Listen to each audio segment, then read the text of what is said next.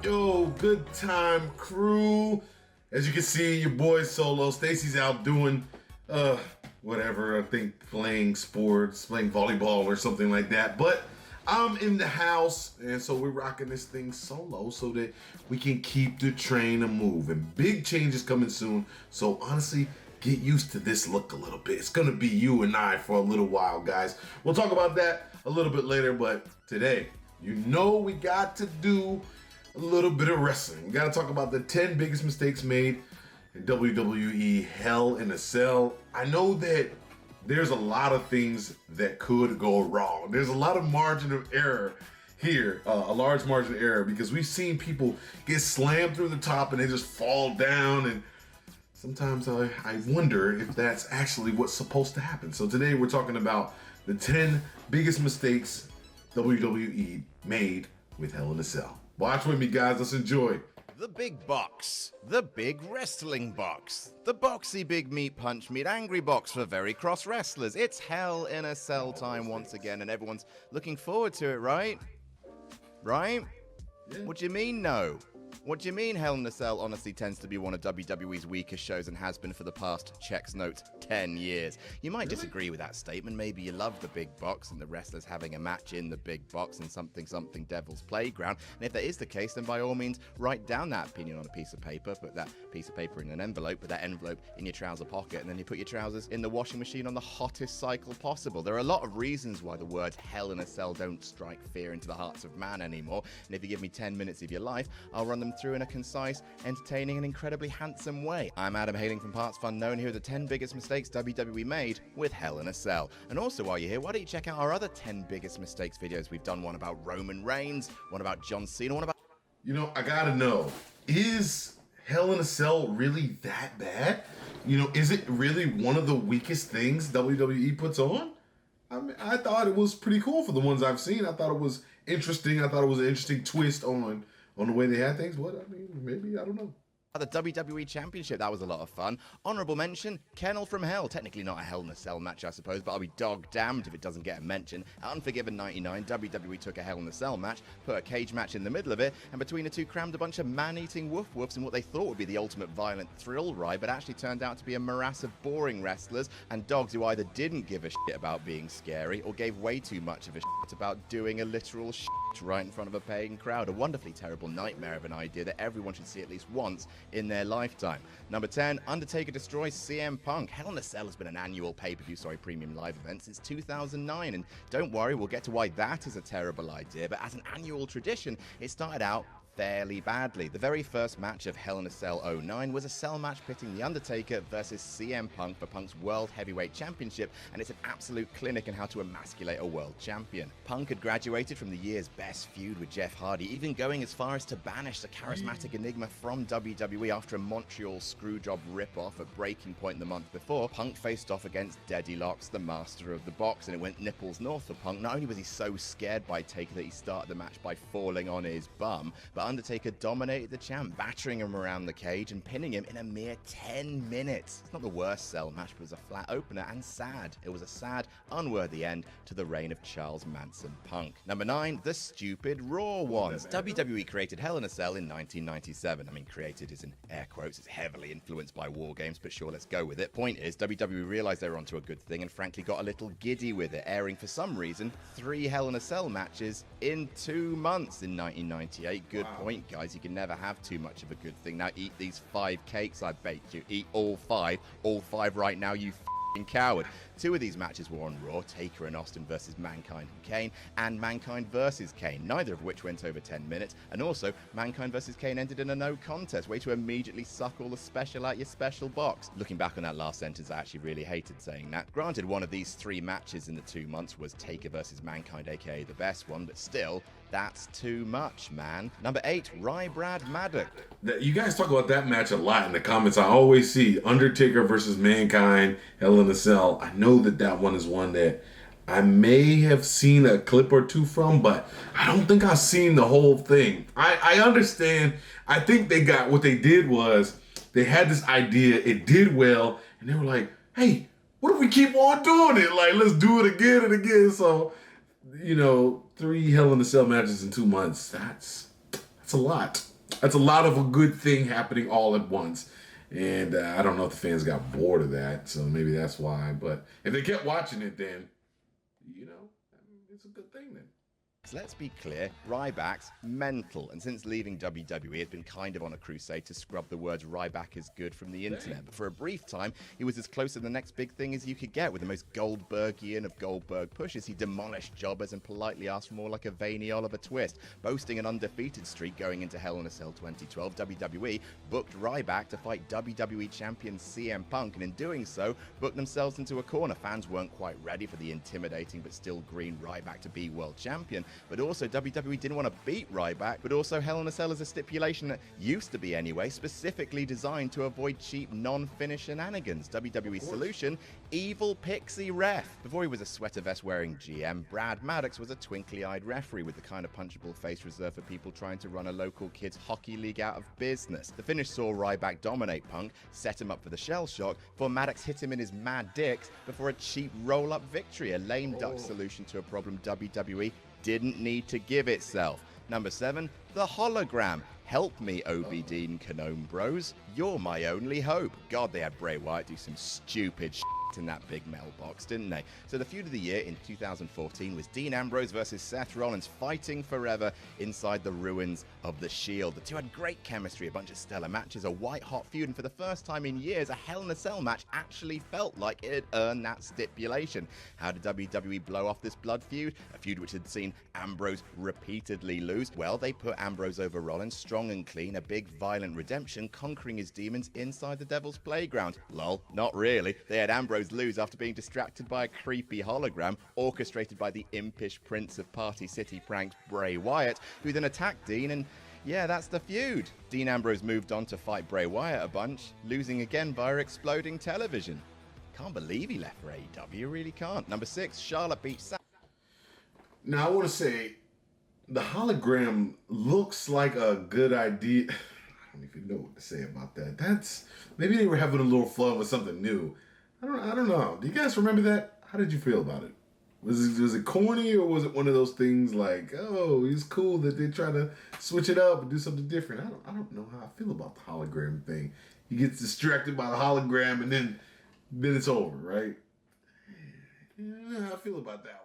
Sasha for no reason. Hell in a Cell 2016 saw a number of firsts for WWE. The first ever women's Hell in a Cell match, the first time women main evented a pay-per-view on the main roster, and to celebrate all those firsts, WWE did something they had done many times before, and have Charlotte Flair win for no reason. After everyone wanted Sasha to win at WrestleMania 32, but Charlotte did. After everyone wanted Sasha to win at SummerSlam, but Charlotte did. The stage was set. Blow off the feud and mark a big historic moment with a much overdue babyface win in Boston, which just so happened to be Sasha Banks' hometown. Wrestling is so easy. It's so easy. But WWE take a perverse pleasure in taking a puzzle that's almost complete and punching a hole through it in the name of the dreaded unpredictability. Charlotte hit the natural selection, beat Sasha, again in Boston, and just why though? For a weirdly complicated pay-per-view exclusive singles match winning streak that nobody but Ric Flair actually cared about. Number 5, Braun Strowman is forever ruined. Oh man. You guys remember from mid-2017 to mid-2018 when Braun Strowman was briefly the most over man in the whole company, like proper special attraction over, before he eventually left to control his narrative, his biggest WWE accolade being worst Universal Champion in the belt's history. What happened in between those things? A terrible heel turn, where the man who once kicked out of 4 men trying to pin him at Elimination Chamber earlier that year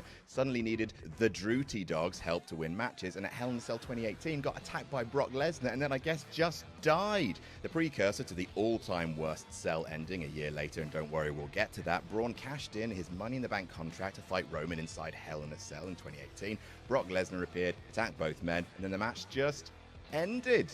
After a white-hot reaction at SummerSlam just a few months earlier, Strowman had gone from being unstoppable to stopped, and the third most important competitor in a fucking singles match. Also, thanks for buying your tickets to a show without an ending, I guess.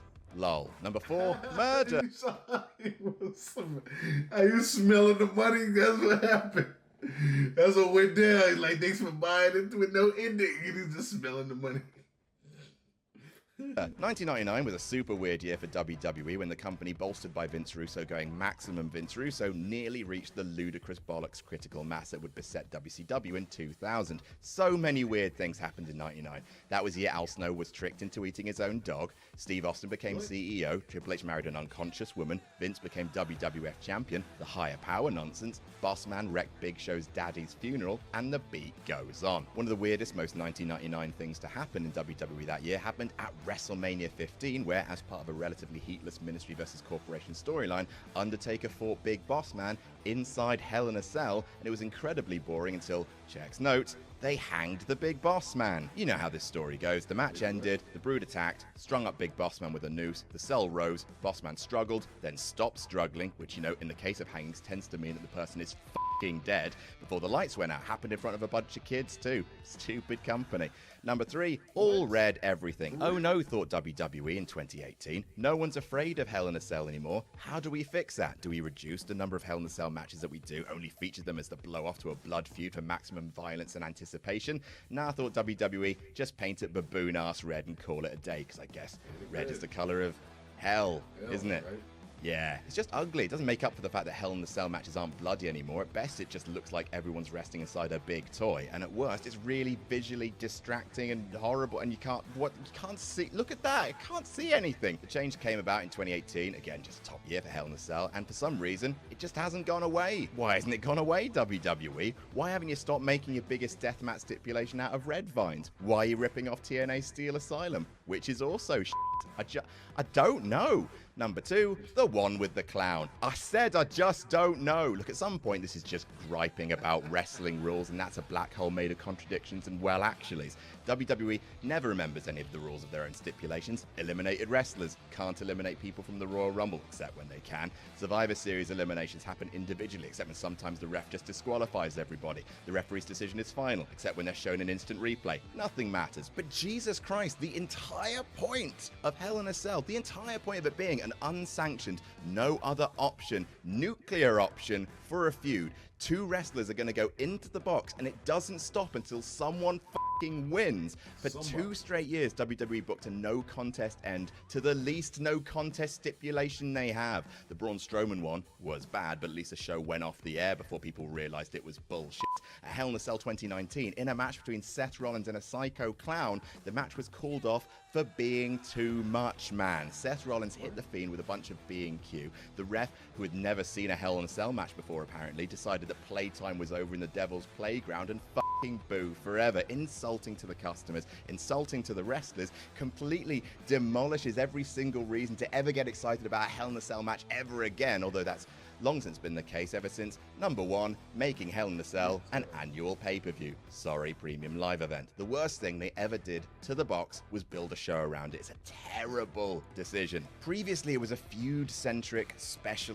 But it's a money grab, you know. When it comes to that kind of thing, it's a money grab. If it's a pay-per-view event, people have to obviously pay to watch it, and they do the build-up for it, you know, in the days and weeks, and at the events coming up, and then boom, Hell in a Cell pay-per-view, buy it. You know, we've been talking about this, we've been plugging this. These people are going to be there. You know, it's really just a money grab. I want to know though. I really want to know. Do you guys dislike the Hell in a Cell matches as much as this guy does? Because obviously he's not feeling it. He's not having it. He's pointing out, he's making some good points about matches finishing without a winner and all that other stuff. And I can understand where that's frustrating. But I gotta know, do you hate it as much as him? And there's the cat in here. Oh no, she must have left. But do you hate it as much as him? I just gotta know. Attraction. Remember the anticipation and surprise you used to feel when a rematch would be announced between 2 guys who hated each other, and it would be inside Hell in a Cell, and the announcers would go, "Oh my god, no, anything but that, oh shit." Undertaker, Mankind, Triple H, Cactus Jack, the Armageddon 6-man. They'd be huge reveals, striking terror in the hearts of the heels. Now it's just, are you feuding? All right, do it in the box. Giving us a slew of Hell in a Cell matches that had no business taking place there and barely use a stipulation at all. Classics like Mark Henry versus Randy Orton, Sheamus versus Randy Orton, Jeff Hardy versus Randy Orton, Roman Reigns versus Bray Wyatt, CM Punk versus Ryback. twice. Just massively overexposed the match, robbed it of all threat, turned it from a treat into an obligation, crowded out the actual good ones like Seth Rollins versus Edge. Individual cell matches have been terrible errors, but no bigger mistake has ever been made with Hell in a Cell than this. Please stop doing it every year, WWE. Please stop making us not care. And that's our list. What do you think the biggest mistake WWE have made with it? You know, like I said, I think that he might have some valid points when it comes to them doing it every year and then making it a paid event. I could see people, I'm not about to pay for this. I don't want to do this. But I think of it as a group event, you know? If somebody is pitching in, somebody can pay for some wings, somebody can pay for some pizza, somebody pay for the event, then we all get together and we can watch it. And it's a fun thing. But yeah, every year, because of the way they based it around it, if you got feud, you don't decide it in the box. That's where we doing this. But, you know, if they're just gonna do that for everything, I think it gets kind of old after a while. So, guys, I gotta know, how do you feel about it? I think that I think that he made some valid points, but I gotta know. How do you guys feel about it? Leave that down in the comments and let me know what's happening next, please. I'm looking to switch it up, do a little something different. Not gonna be doing as much wrestling. So for our non-wrestling fans, let me know what's going on. There will be more wrestling, of course, still on the channel, but I want to incorporate some other things too. So I want to give you wrestling and I want to give you blank. You decide. Guys, I'm out. Don't forget to like, subscribe. Thanks.